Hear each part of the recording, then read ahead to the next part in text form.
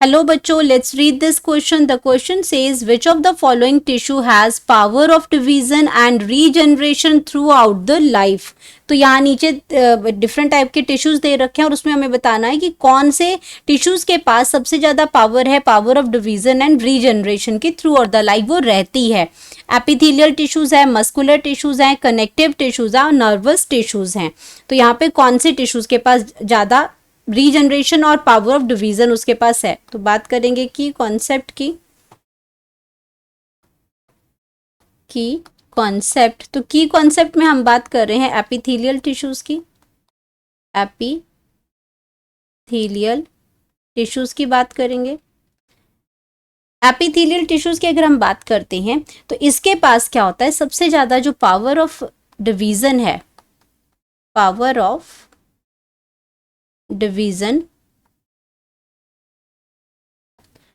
And regeneration जो power है वो इसके पास सबसे ज्यादा है. रीजनरेशन की जो पावर है वो सबसे ज्यादा एपिथेलियल टिश्यूज के अंदर प्रेजेंट होती है. एंड यहाँ पे आपकी एक इसमें ये आपके टिश्यू जो प्रेजेंट होते हैं, अब एपिथेलियल टिश्यूज है ये हर जगह प्रेजेंट होते हैं.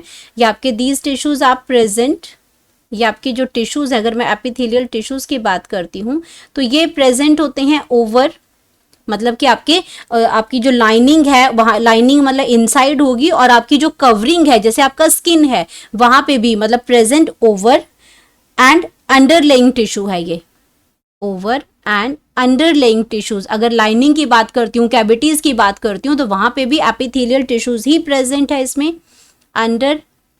अंडरलेइंग टिश्यू के अंदर ये प्रेजेंट होती है, अंडरलेइंग टिश्यूज के अंदर ये प्रेजेंट होती है. तो जहाँ पे भी हमें, जैसे ये फॉर एग्जांपल अगर मैं बात करती हूँ स्किन की, तो जहाँ पे भी आपका क्या है, स्किन में सबसे ज़्यादा आपका जो रिपेयर की ज़रूरत होती है, सबसे ज़्यादा रीजनरेशन की होती है, तो ये repair, regeneration, power of division आपका ये आपका एपिथेलियल टिश्यू के पास ही सबसे ज़्यादा होती है. और यहाँ पे क्या होता है एपिथेलियल टिश्यूज़ के अंदर जो रैपिड पावर, इसमें जो पावर ऑफ डिवीजन है वो रैपिड है इसके अंदर.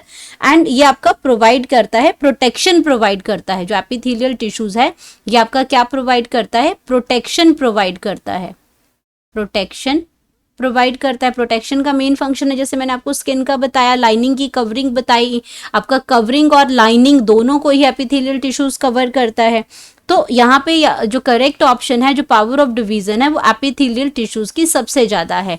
अगर मैं बात करती हूँ अपने मस्कुलर टिश्यू की, मस्कुलर टिश्यू और नर्वस टिश्यू की, मस्कुलर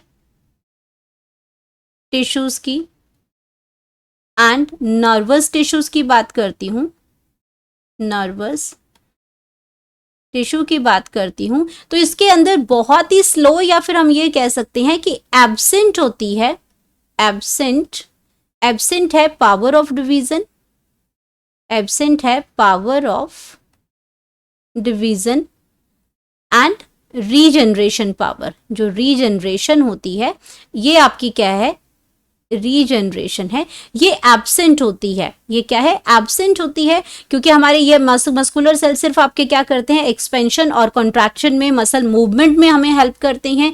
नर्वस सिस्टम में अगर हमारा जो कोई न्यूरॉन सेल अगर डैमेज हो जाता है वो दोबारा रिपेयर नहीं होता है, तो ये आपका ये नर्व इम्पल्स को कंडक्ट करता है, मैसेजेस को कन्वे करता है, मैसेजेस को ये आपके डिफरेंट पार्ट्स के अंदर ये उसको ट्रांसमिट करता है. तो ये आपका क्या है, इसके अंदर दोनों के अंदर ही पावर ऑफ डिवीजन और रीजनरेशन नहीं होती है. अगर बात करती हूँ कनेक्टिव टिश्यूज की, तो यहाँ पे कनेक्टिव टिश्यूज के अंदर आपकी बोन्स हैं, आपके ब्लड सेल्स हैं, ये कनेक्टिव टिश्यू के अंदर है, जहाँ पे रीजनरेशन का जो पावर है वो स्लो है.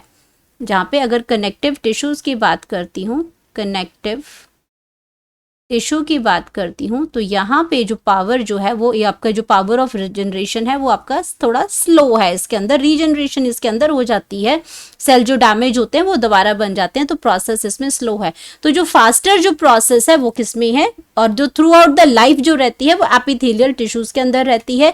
बाकी ऑप्शन आपके क्या हो जाएंगे, गलत हो जाएंगे इसके अंदर, और एपिथेलियल टिश्यू है आपका करेक्ट हो जाएगा. अगर हम बात करते हैं कि इसमें मस्कुलर टिश्यू और नर्वस जो टिश्यूज है, हमारे जो न्यूरॉन्स हैं, उनके अंदर पावर ऑफ डिवीजन क्यों नहीं है, तो उसका जो रीजन है कि यहाँ पे आपका क्या होता है, एब्सेंट, इसमें जो सेंट्रियोल एब्सेंट होता है.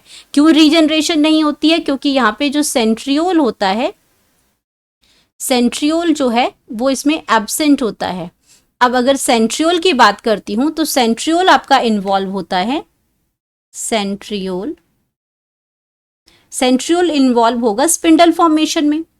स्पिंडल फॉर्मेशन कहाँ यूज होती है? माइटोसिस और मियोसिस के अंदर जब सेल डिवीजन होती है उसमें स्पिंडल फॉर्मेशन इन्वॉल्व होती है।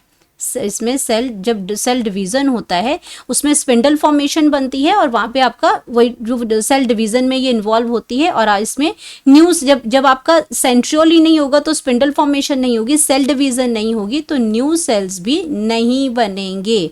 तो ये आपका क्या हो जाएगा? ये आपका एब्सेंट होता है। जब ये एब्सेंट है तो ये कोई भी चीज नहीं होगी, तो रीजनरेशन का पावर भी इसके अंदर नहीं है। तो हमारे पास हमें करेक्ट ऑप्शन मिल गया है, correct option that is A, epithelial tissue. Hope you understood it well. Best of luck.